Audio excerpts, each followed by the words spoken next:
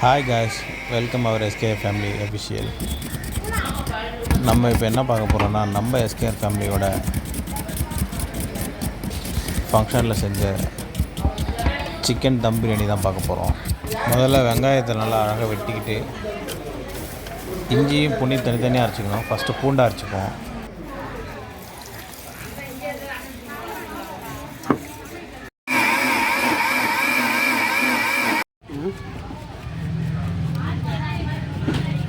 அடுத்ததாக நம்ம பச்சை மிளகாயெல்லாம் ரெடி பண்ணிக்குவோம்.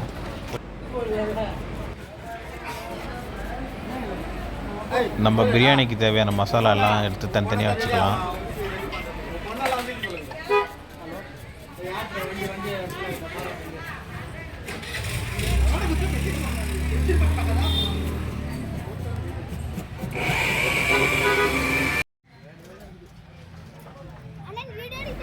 அடுத்ததாக இஞ்சி கொஞ்சமாக தண்ணி சேர்த்து கொஞ்சம் அரைச்சிக்கலாம்.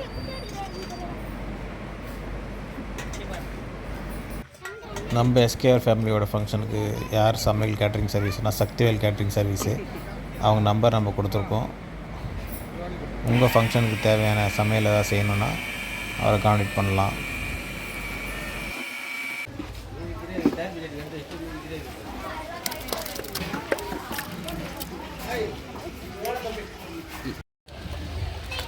இப்போ நம்ம தனித்தனியாக அரைச்சி வச்ச இஞ்சியும் பூண்டியும் மிக்ஸ் பண்ணிக்கலாம் நல்லா.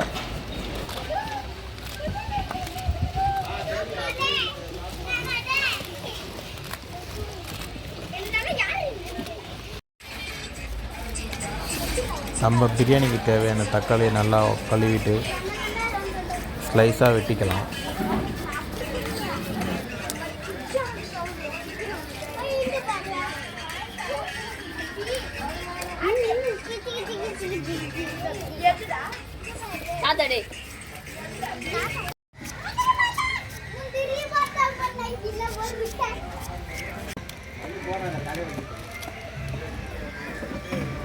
காய்கறிகளை வெட்டினதுக்கப்புறம் நம்ம அடுப்பை பற்ற வச்சுக்கலாம்.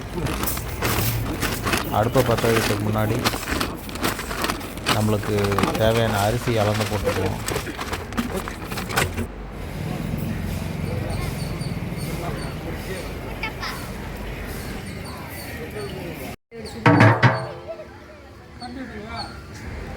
தேவையான அளவு டால்டா சேர்த்துக்கலாம்.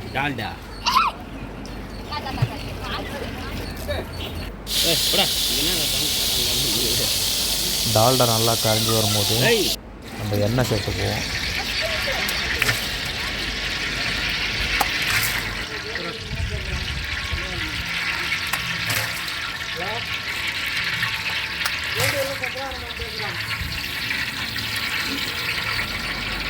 எண்ணெய் காயறதுக்கு முன்னாடி நம்ம பட்டை, லவங்கம், கிராம்பு, ஏலக்காய் எல்லாத்தையும் ஒன்றா மிக்ஸ் பண்ணி, சோம்பு எல்லாத்தையும் மிக்ஸ் பண்ணி நம்ம இப்போது பிரியாணி தவாவில் சேர்த்துப்போம். என்னடா பண்ணுறாமா கட் பண்ணுறீங்களா? நான் ஒரு ஆள் தான்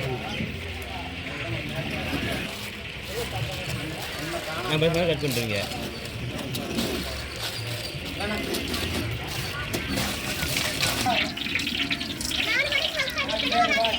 நல்லா எண்ணெய் நல்லா காஞ்ச பிறகு நம்ம பட்டை, லவங்கம், கிராம்பு, ஏலக்காய் சேர்த்ததுக்கப்புறம் உடனே நம்ம வெட்டி வச்ச வெங்காயத்தை சேர்த்துக்குவோம்.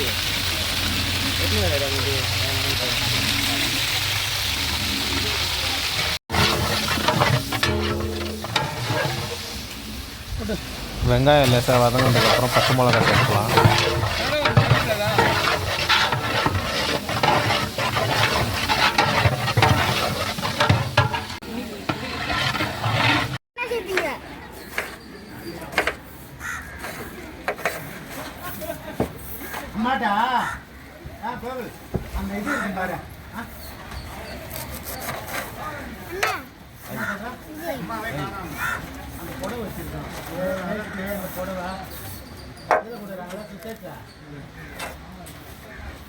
எப்படி மூட்டில் இருக்குதா?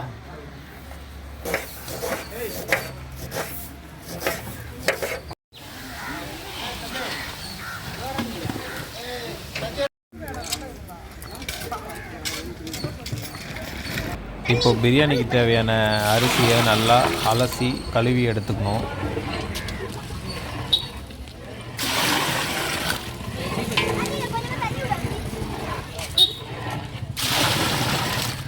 அடுத்தது பார்த்திங்கன்னா நம்ம வெங்காயம் வதங்கினதுக்கப்புறம் நம்ம அரைச்சி வச்ச இஞ்சி பூண்டு பேஸ்ட்டு நல்லா சேர்த்து நல்லா கிளறி விட்டுருவோம்.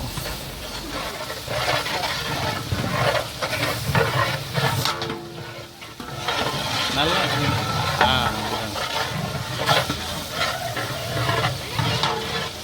இஞ்சியோட பச்சை வாசனை போனதுக்கப்புறம் நம்ம தக்காளி சேர்த்துப்போம்.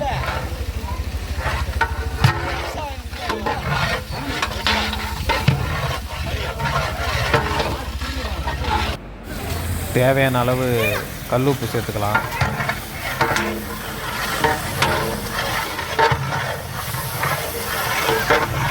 கொஞ்ச நேரம் அது வதங்குற நேரத்தில் நம்ம பிரியாணி தேவையான கறியை தண்ணி விட்டு கொஞ்ச நேரம் ஊற வச்சுக்கலாம். அந்த ரத்த வடையெல்லாம் வெளியில் போகிற அளவுக்கு.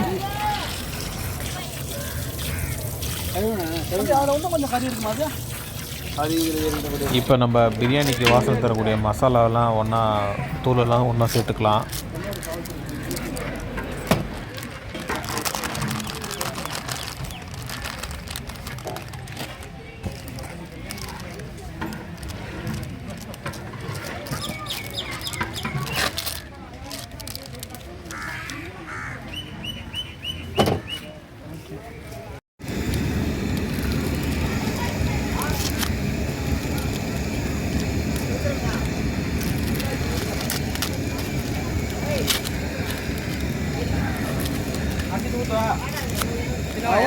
மசாலாலாம் பிரித்து கொண்டதுக்கப்புறம் நம்ம பிரியாணி பாத்திரத்தில் மசாலா சேர்த்துக்கு கூட்டுவோம்.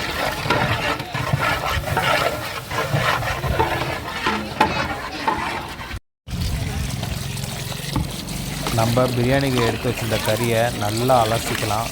கொஞ்சமாக மஞ்சள் தூள் போட்டு அலசி எடுத்து வச்சுக்குவோம். மசாலா நல்லா ரெடி ஆனதுக்கப்புறம் கொஞ்சமாக தண்ணி சேர்த்துக்குவோம்.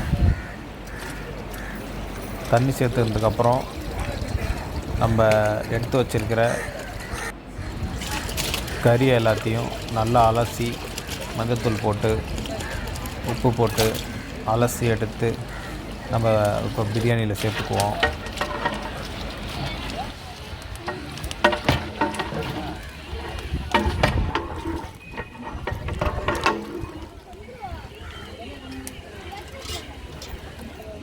சமையலுக்குன்னு பேர் போன நம்ம அருங்குணத்துலேருந்து தான் மாஸ்டர் வந்துக்கிறாரு. சக்திவேல் பிரியாணிக்கு பயன்படுத்துகிற தண்ணி பார்த்திங்கன்னா கேன் தண்ணி தான் பயன்படுத்துவோம். அப்போ தான் சக்திவேல் கேட்டரிங் இருக்கும் அருங்குணம்.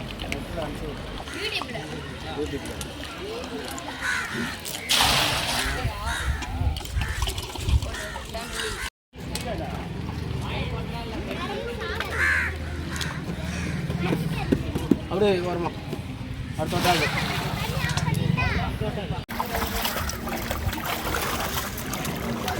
பிரியாணிக்கு தேவையான அரிசியை ஊற வச்சுருந்தோம். அதை நல்லா இப்போ கழுவி கையால் நல்லா கழுவி அதை ரெடி பண்ணிப்போம்.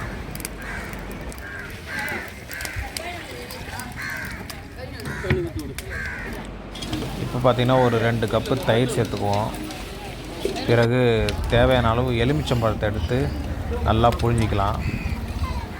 புழிஞ்சி வச்ச எலுமிச்சம்பழத்தை நம்ம பிரியாணி குண்டானில் 2 கப்பு தயிர் சேர்த்ததுக்கப்புறம் விதைகள் இல்லாமல் எலுமிச்சம்பழம் சாரை பிழிஞ்சு விட்டுப்போம். பிழிஞ்சு விட்டதுக்கப்புறம் நல்லா கிண்டி நம்ம நறுக்கி வச்சுருக்கிற புதினா கொத்தமல்லி இலைகளை சேர்த்துப்போம்.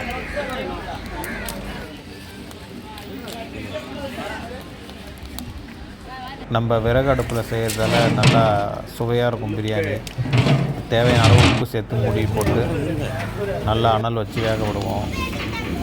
தேவையான அளவு முந்திரி கொஞ்சம் சேர்த்துப்போம். பாருங்கள் நல்லா கொதிச்சு வருது. அந்த நேரத்தில் நம்ம அலசி கழுவி வச்சுருக்கிற அரிசி நல்லா அரிசியை கொட்டிக்குவோம். பாத்திரத்தில் நல்லா தண்ணி வடிகிற அளவுக்கு கொட்டிடலாம்.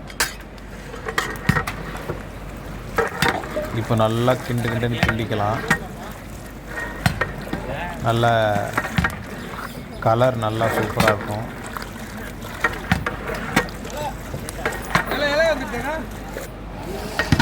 இப்போ நல்லா அனல் வச்சு கிண்டறதால கொஞ்சம் கொஞ்சமாக அப்படியே கெட்டியாகும்.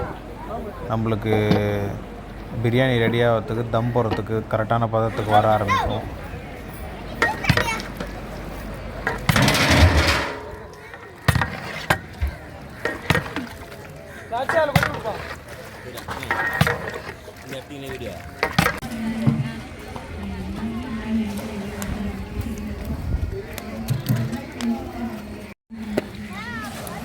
லாஸ்ட்டாக நம்ம சேர்க்க வேண்டிய பொருள் வந்து நெய் தாங்க நல்ல வாசனையை கொடுக்கும். ஸோ நெய்யை சேர்த்துப்போம் நல்லா.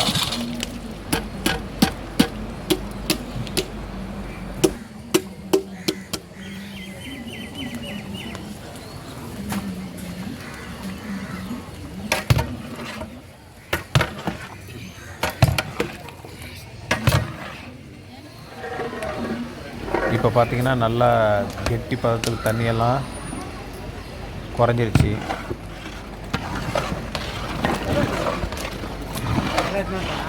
நல்லா கெட்டியாக தம் போடுற பதத்துக்கு வந்துச்சுங்க நம்ம பிரியாணி. உங்களுக்கே பார்த்தா தெரியும்.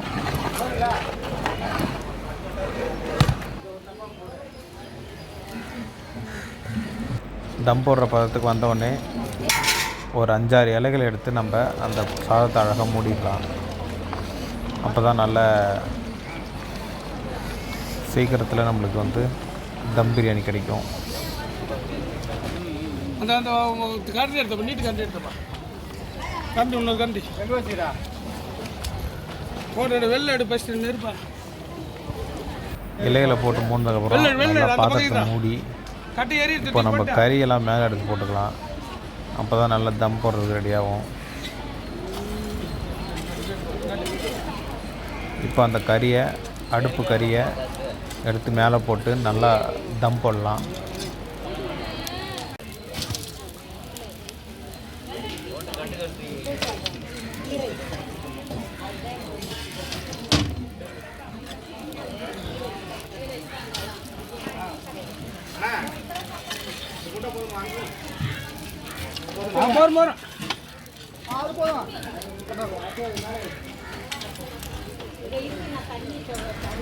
ஒரு 1/2 மணி நேரத்துக்கு தம் போட்டதுக்கப்புறம் நம்ம பிரியாணியை அழகாக உடச்சி விட்டுறலாம். நம்ம பார்த்திங்கன்னா நம்ம மாஸ்டர் சக்திவேல் கேட்ரிங் சர்வீஸோட உரிமையாளர் தான் செய்கிறாரு. அவர் செஞ்ச பிரியாணி தான் இது.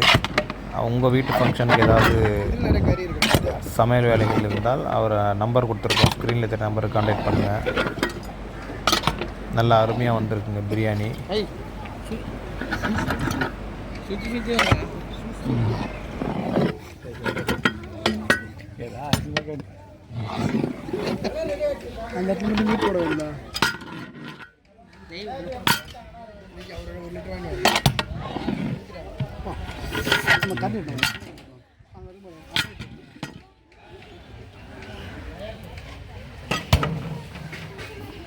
நல்லா அரோமாவா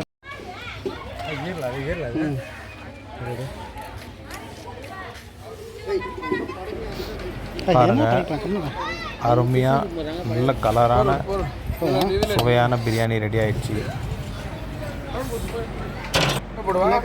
இதை வந்து நம்ம அழகாக கிரேவி அது மேலே ஊற்றி சாப்பிட்லாம். ரொம்ப அருமையாக இருக்கும்.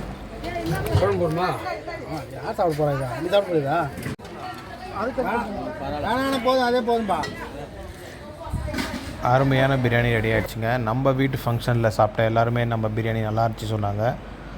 நீங்களும் இதுபோல் உங்கள் வீட்டு ஃபங்க்ஷனுக்கு செஞ்சு பாருங்கள், கண்டிப்பாக நல்லாயிருக்கும். மேலும் இதுபோல் நம்ம நிறைய வீடியோக்களை பார்க்க நம்ம எஸ்கேஆர் அஃபிஷியல் சேனலை லைக் பண்ணுங்கள், கமெண்ட் பண்ணுங்கள், உங்கள் ஃப்ரெண்ட்ஸுக்கு ஷேர் பண்ணுங்கள், மறக்காமல் சப்ஸ்கிரைப் பண்ணுங்கள், கூடவே பெல் ஐக்கானையும் ப்ரெஸ் பண்ணுங்கள். தேங்க்யூ.